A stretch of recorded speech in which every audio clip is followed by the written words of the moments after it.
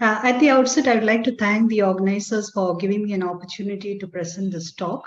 And we would start with a virtual coffee.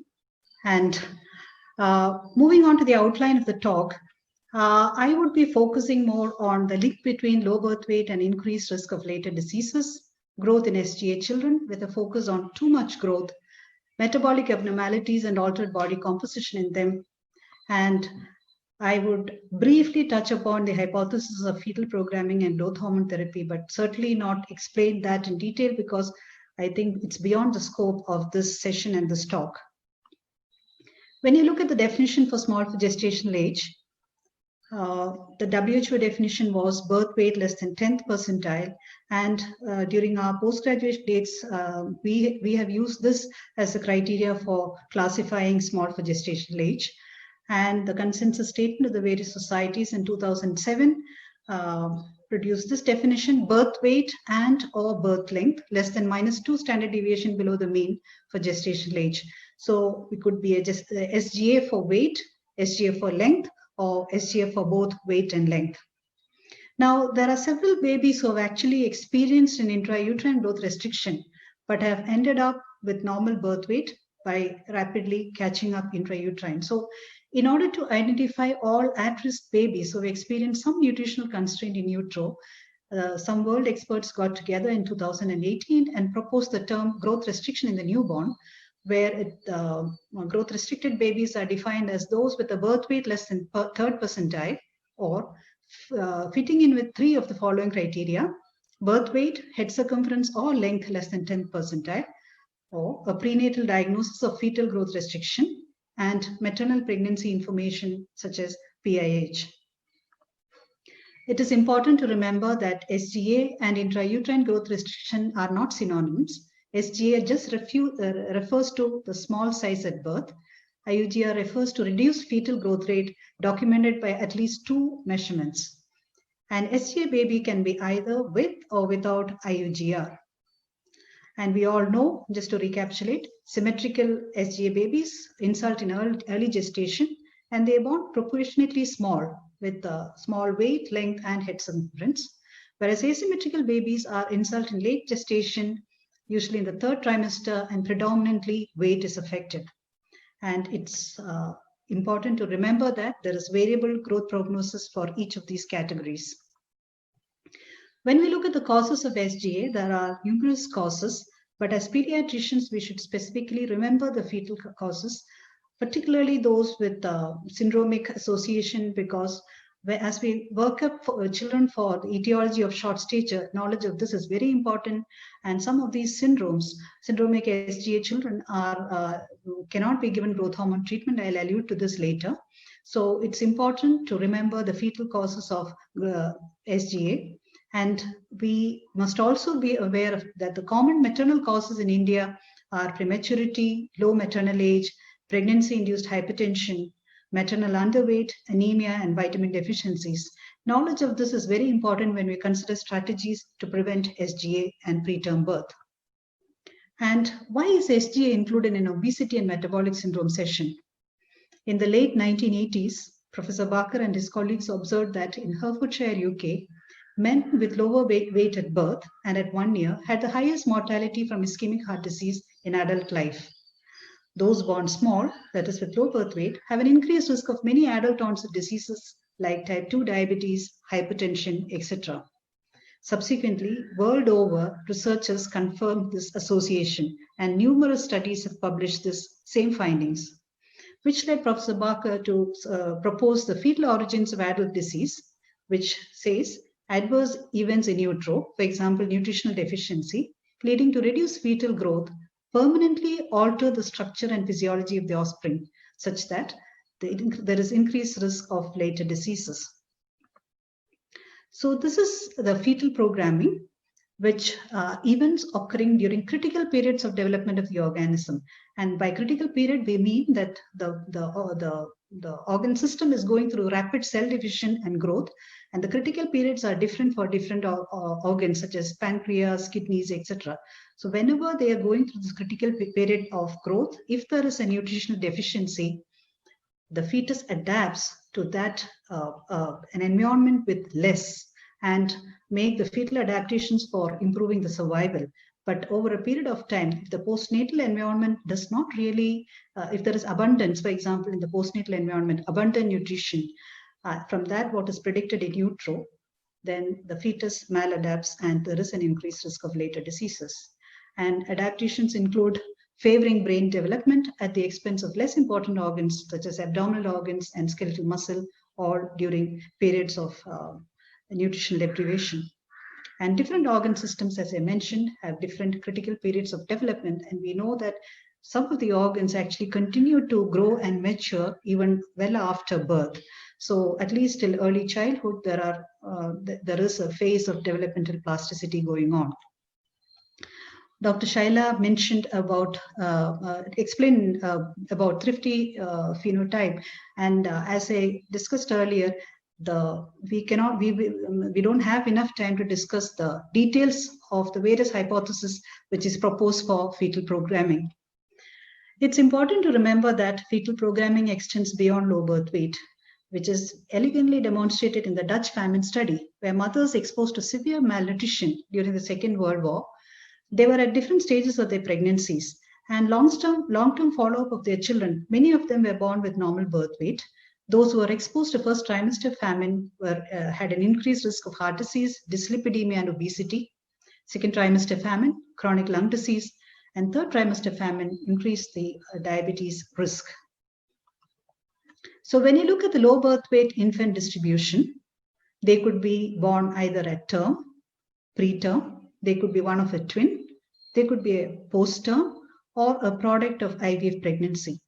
Why I have mentioned this is all these groups they have their own intrinsic metabolic abnormalities which can actually which contributes to SGA birth and later increased risk of adult diseases. Now we know that low birth weight is linked to later adult diseases, and so what is the underlying metabolic abnormality? Reduced insulin sensitivity has been shown as the underlying metabolic abnormality in this group. And what is insulin sensitivity? It is defined as the ability of insulin to stimulate glucose uptake in tissues and suppress endogenous glucose production. And we all know that 50 to 60% of the glucose uptake after a meal is into the peripheral skeletal muscles. Very, very simply explained, if you just look at the very simplistic explanation of mechanism of insulin resistance developing in utero, during intrauterine adversity, the limited glucose available for the fetus, remember this is a fetus which is going through a nutritional deprivation, it's used up for predominantly brain development at the expense of glucose transport into the muscles, and this may have altered the muscle growth. And when this baby is after birth is exposed to an abundant nutrition, and so there is already probably an insulin resistance which is there in the muscle, and that predisposes to the later diseases. And obesity, in particular, visceral adiposity, is the single most important factor amplifying the adverse effects of reduced insulin sensitivity. In fact, I want to thank all the speakers of the previous symposium, Dr. Vaman and his team, for that excellent symposium, which was a good prelude to my talk. And in particular, Dr. Shaila has made my job easier by answering a lot of these questions. In the New Delhi birth cohort, where BMI were recorded every 6 months throughout childhood, when they were studied at 26 to 32 years, a quarter of them had metabolic syndrome, which is a very high number, and 15% had either impaired glucose tolerance or diabetes. So when they looked at the correlation with the BMI, they found that within each cohort, for each unit increase in BMI STS between 5 to 14 years, the odds ratio for developing metabolic syndrome was 1.63. and it was 1.39 for developing impaired glucose tolerance or diabetes, very clearly showing that obesity is certainly amplifies the insulin resistance and predisposes to metabolic syndrome. Once again, a very simplistic slide just to show the effects of insulin sensitivity. Insulin secretion and insulin sensitivity are important together to maintain euglycemia. When there is reduced insulin sensitivity, initially there is a compensatory hyperinsulinemia. Once again, between them, they may manage euglycemia.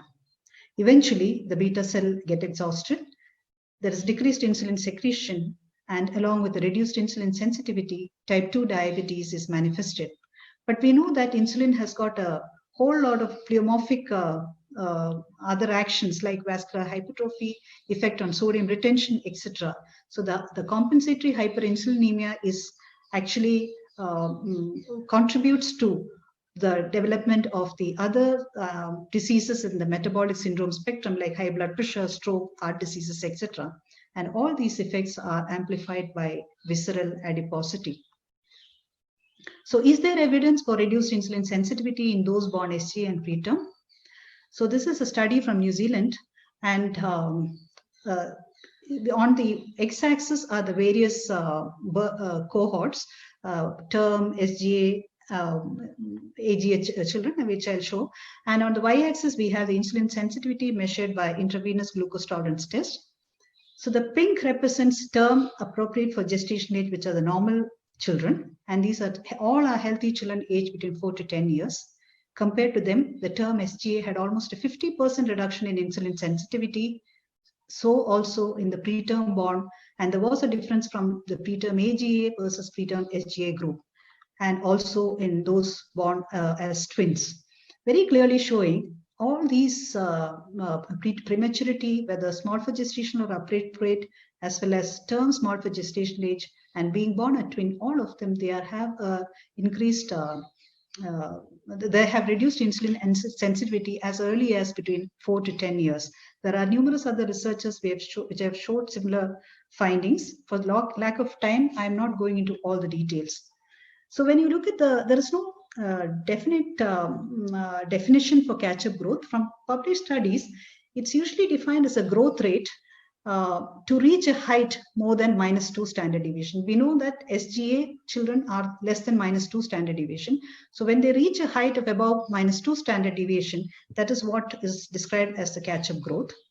So when you look at the catch-up growth in SGA children, so this was a study, an old study, 1995, but very beautifully shows the growth of children. So 3,650 term-born children were followed up longitudinally from 0 to 18 years. And we see here that by 6 months, almost 83% have caught up in length. So they were defined as SGA for length, and 83% of them had caught up in length. 85 to 87% of them had caught up in length by 1 to 2 years of age. And at 18 years, only 7.9% were short. But it's interesting to note that at those who were short at 18 years, 50% of them were already short by 2 years. That means there is no additional catch-up in this group between 2 to 18 years of age. And the relative risk for adult short stature was about 7.1-fold if it was SGA for length, and 5.2 if it was SGA for weight. And birth length and mid-parental height were important factors in this study influencing catch-up length. What about data from India? Is it different? So this is Dr. Chowdhury's group, Pune cohort. 180 low birth weight children were compared with 90 term AGA-born controls, and longitudinal follow-up was done till 12 years. And as we can see here, the lowest, the one with the arrow is the preterm SGA. Throughout childhood, the preterm SGA group were lighter, shorter, and had lower head circumference, both in terms of weight and height as well. And there was a strong impact of maternal weight and height on growth of these children. Looking at a New Delhi cohort, 252 low birth weight children weighing less than 2,000 grams, we see that the low birth weight girls caught up by 11 years of age, whereas boys were still lagging behind. And in this study, intrauterine growth retardation was considered a major determinant influencing the catch-up growth. Is there a difference between the two socioeconomic strata? Within the same region, which is Pune, a cohort was compared, the cohort belonging to upper socioeconomic strata as well as the lowest. So if you see the graph, these are the upper socioeconomic strata SGA children. At 2 years, about 30% of them were short, but by 5 years of age, the percentage of children who were short came down to about 17%, compared to those SGA children from the lower socioeconomic strata, 52% of them were short at 2 years, and by 5 years, about 47 to 48% of them continue to be short, very clearly showing that children from lower socioeconomic strata take time to catch up or may never catch up at all. So when you look up the catch-up growth in SGA children, we see that the maximum growth occurs during first 6 months of life. In developed countries, 85 to 90% complete their catch-up by 2 years, except in preterm bonds. 10 to 15% remain short as adults. Whereas in low and middle income countries, only 50 to 60% show catch-up growth by 3 to 4 years of age. And low birth weight is responsible for at least 20 to 30% risk of stunting and wasting in these countries. When you look at the final height in SGA children, I'm talking about the Swedish cohort. Here, those who had a catch-up growth had a mean adult height of minus 0.7 standard deviation. But those who remained short as children were short as adults too. So the height difference was about 7.5 centimeters lesser in men and 9.6 centimeters lesser in women below their target potential. This we're talking about the final height. What about the preterm catch-up growth? Preterms catch up later. It may take 4 years or even beyond for complete catch-up growth. So, and in the preterm, SGA group are the least likely to have complete growth. For example, in the POPs cohort in the UK, at 10 years, the preterm SGA was still short as compared to the controls as well as the AGA group, whereas the AGA group had, though born preterm, had caught up by 10 years. We have similar data from India also. Those born preterm, even those who are appropriate for gestational age, the girls had caught up by 11 years and the boys had still lagged behind. And there was consideration that the preterm SGA is best correlated to birth length SDS, whereas in term SGA, the correlation is better with birth weight SDS. Weight catch-up is primarily dependent on nutrition. Once again, maximum growth occurs in 3 to 6 months. And it is important to remember that in healthy catch-up growth, gain in weight, length, and lean body mass almost happens in parallel. So what if there is too much catch-up growth? Weight gain much more with respect to length gain, or if there's an abnormal body composition with fat mass being more than lean muscle mass. Dr. Shaila described this about the thin fat Indian baby, Professor Yagnik's group. So if you look at their cohort, they showed an increased subcapsular skin fold thickness, which is a surrogate marker for central adiposity across all birth weights. But this included those with birth weight less than 10 percentile, that means SGA babies. So SGA babies also at birth had an increased subcapsular skin fold thickness, showing that there is an abnormal body composition even from birth. And researchers have shown in preterm babies as early as when they reached a term equivalent of 40 weeks, they demonstrated increase in visceral fat and reduction in subcutaneous fat, both by MRI as well as DEXA. So we now know they have a combination of reduced insulin sensitivity and abnormal body composition. So do they have markers of insulin resistance? So this is a study from Spain showing body composition in SGA children. So this was 29 term SGA, all were born at term. So SGAs were compared with appropriate for gestational age controls. So we can see here that by 2 years, the SGA had completely caught up with the AGAs in all three anthropometric measurements, height, weight, and BMI. So the height, weight, and BMI were similar between 2 to 4 years in this age group. As you can see, the graph on the left shows the fat mass and the graph on the right shows the lean mass. So the red represents the SGA group. So the SGA group had significantly higher fat mass between 2 to 4 years and lower lean mass at the same time. And the researchers had shown that the total and the abdominal fat mass in this SGA group were related to their weight gain between 0 to 2 years, that is rapid postnatal catch-up weight. And this group was shown to be more insulin resistant as well. Another study demonstrating the same.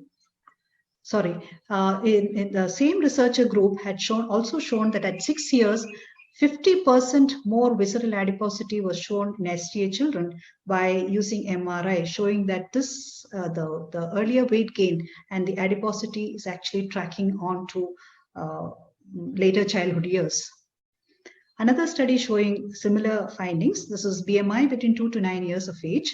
The y-axis shows the insulin sensitivity, and the x-axis is the BMI values. Pink represents those born SGA, and blue represents those born AGA.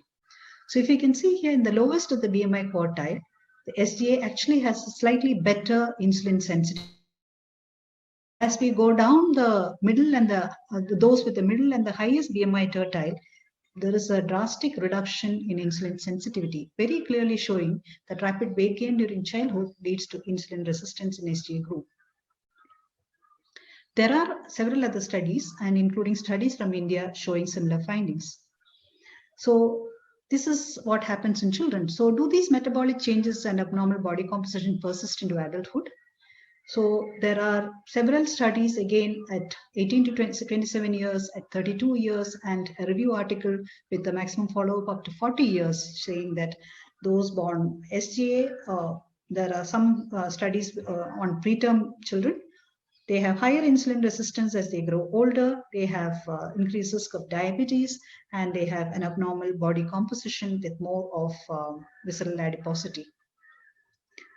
So are these metabolic abnormalities related to a tempo of postnatal growth, especially the growth in the first 2 or 3 years of life?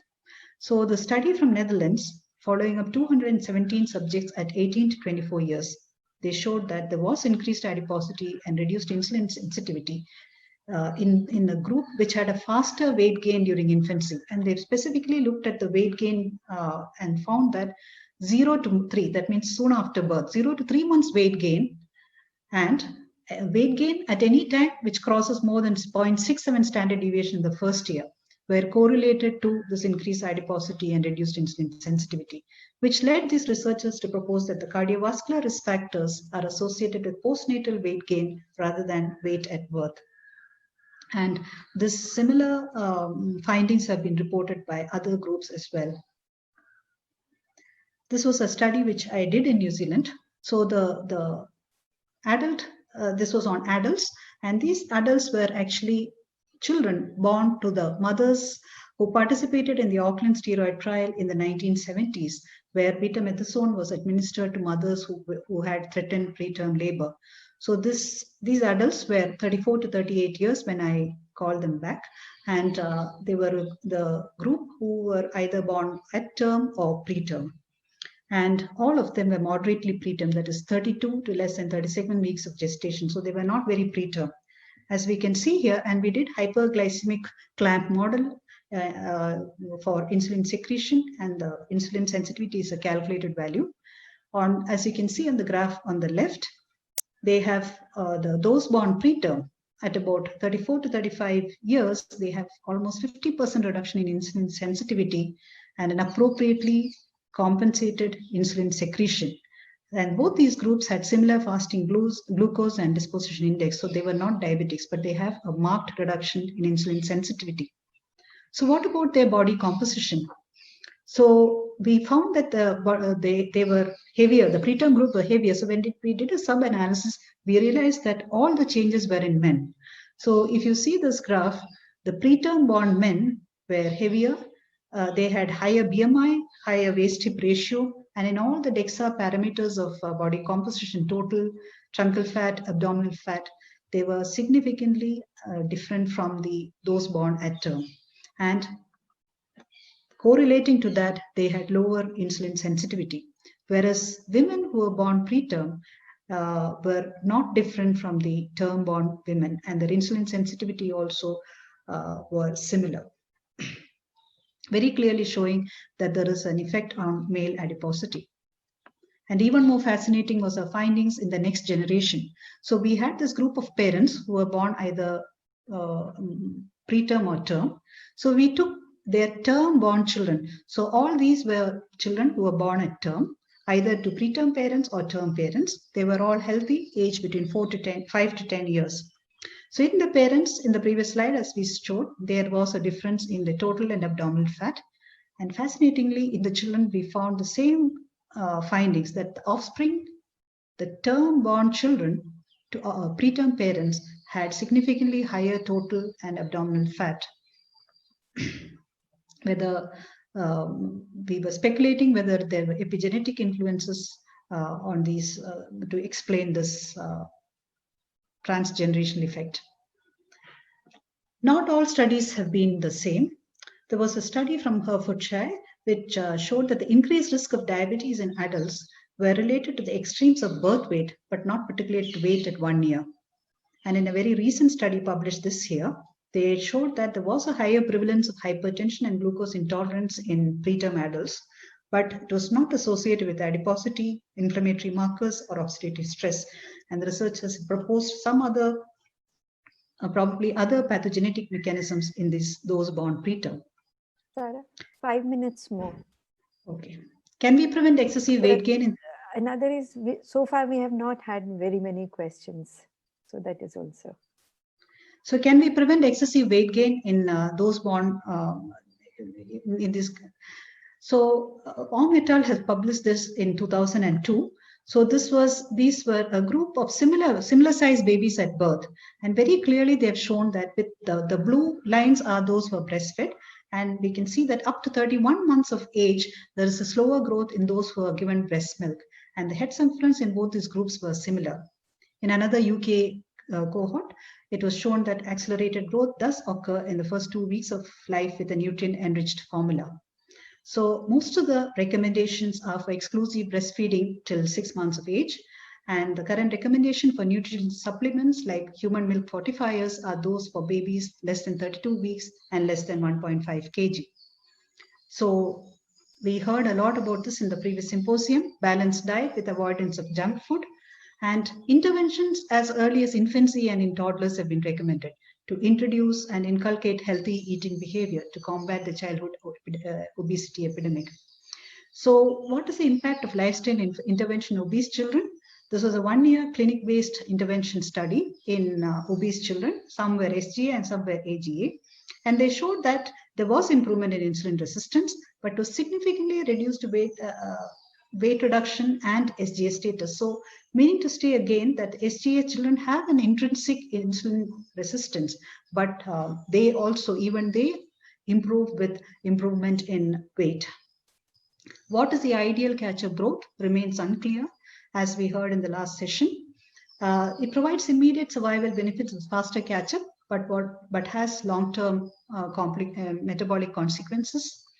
And Ong et al. Postulated that there is a strong drive for catch-up growth in these children, and the postnatal catch-up and catch-down growth may be influenced by appetite programming.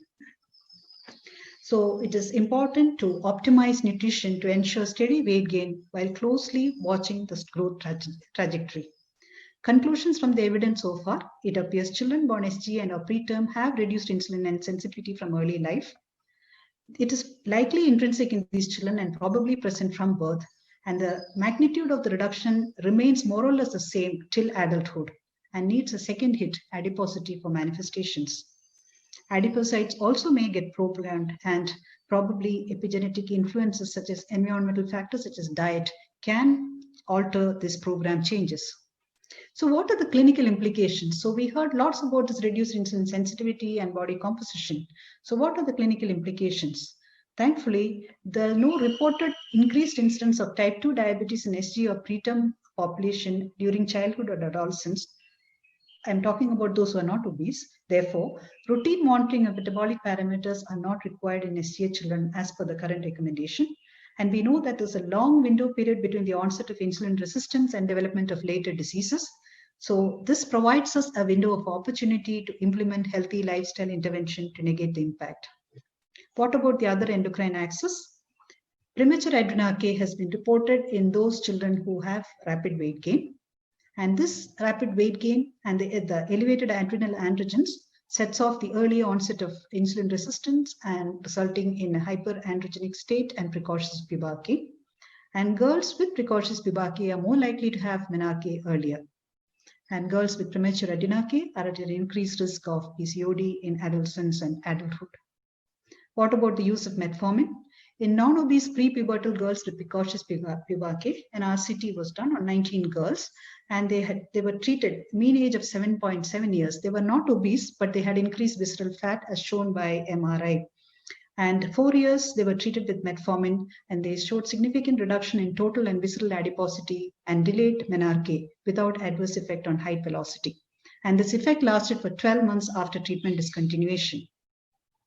Another study in non-obese children with visceral adiposity, those who were born SGA, they showed improvement with metformin on anthropometry as well as insulin resistance. But a recent meta-analysis, this is a 2019 meta-analysis, I think they had included about 11 RCTs on the use of metformin to reduce, these are not SGA children, these are on all children, age 4 to 18 years. They found that the use of metformin reduces BMI and LDL cholesterol with no changes in insulin resistance and fasting glucose. What about puberty in SGA children? Most of the studies say that the puberty occurs at a normal time. It may occur slightly earlier, but within the normal range, about 5 to 10 months earlier. And the tempo is faster in those with an earlier onset of puberty. And bone age is not useful in predicting final height in these children because they have an elevated, a small study has shown that they have an elevated DHEAS levels between 6 to 7 years without any signs of puberty. And this adrenal androgens, excessive adrenal androgens, may be the one which is responsible for bone age acceleration. Even in Dr. Chowdhury's study, the preterm SGA girls, though smaller, had similar bone age as controls, meaning to say that the pubertal catch-up will not occur in these children. What about the HPA, the hypothalamo-pituitary adrenal and the thyroid axis? So far, no conclusive evidence that there is significant involvement of these axes, and therefore routine assessment is not recommended. However, thyroid function test, we know, is an essential part of the workup in all short children.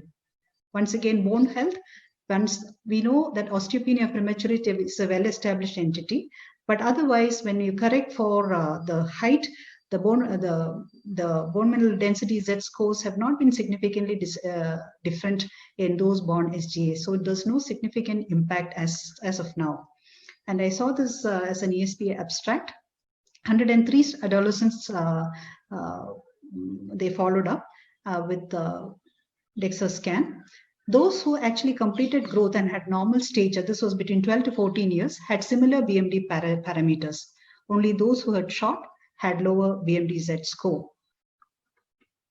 What about too little growth? I will just be touching upon this.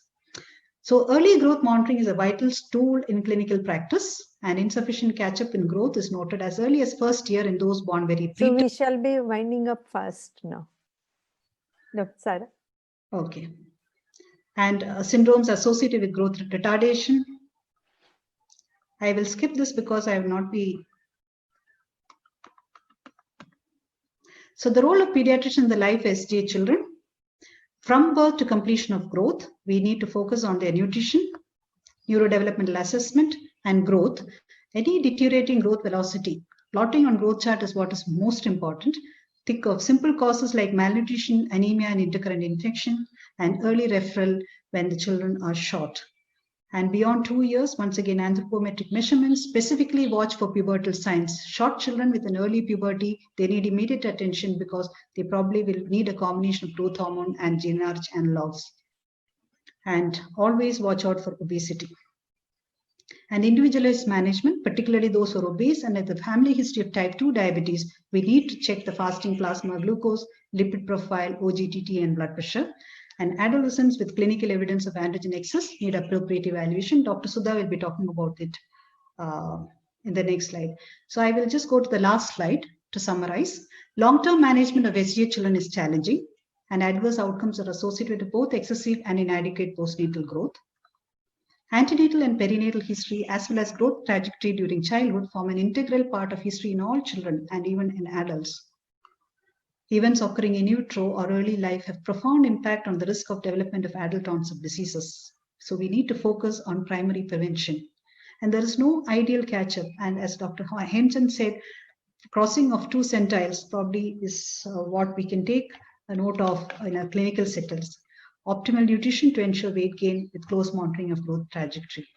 Thank you. Sarah, for excellent presentation and very clear, and all the messages are also very clear. And we have only one question which I'll just read out for you to address.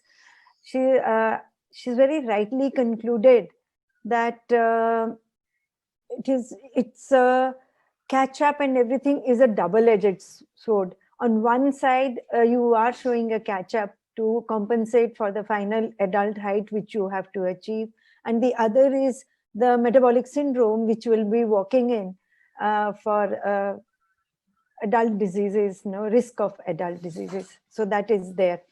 And very rightly so that Government of India has announced the program that we must take care of nutrition in the first 1,000 days. Yes. So that is very important message which needs to be given, especially to the neonatologists, and how they are going to follow up, especially these SGA, because the incidence of term SGA is around 7 to 10% in our country, whereas this is from the NNF database. But for the preterms, it is around somewhere around 25%, and that is the data which our institution also reflects. So therefore, for the neonatologist, it becomes very important that nutrition and catch up and all this monitoring has to be done. And I remember a few years back, we had published the article in Indian Pediatrics related to SGA with growth and puberty. And this was in 2016, I think we had published that with the, so that is there. So I'll just read out, just one question is there. Ashu has asked, can you please define rapid catch-up growth in SGA in terms of growth chart plotting? Is it for weight, for age, or weight for height? And at which percentile on growth chart do we call it as rapid? So this is what I was trying to say. So there is, when it crosses -2 standard deviation, that is when it's above -2, below -2 standard deviation, that's when you know that the child has caught up. Beyond that, how fast it should go is probably what Dr. Hemchand explained. It shouldn't cross 2 centiles over a 6-month period in infancy and 2 centiles over 1 year. Beyond that, I really could not find any definition to actually say how fast these children should grow. That always remains a doubt in everyone's mind as to how fast these children should grow. They reach the 3rd percentile, and beyond that, how much should they be growing? Probably not crossing 2 centiles in 6 months period in infancy. I wish I had a more accurate answer for that, but perfect. So we just need to monitor them, and that's what we have to do, that they are not catching up very much on the centiles as far as especially the weight is concerned. Yeah. That is Thank you what so we have much. to take in. Thank you.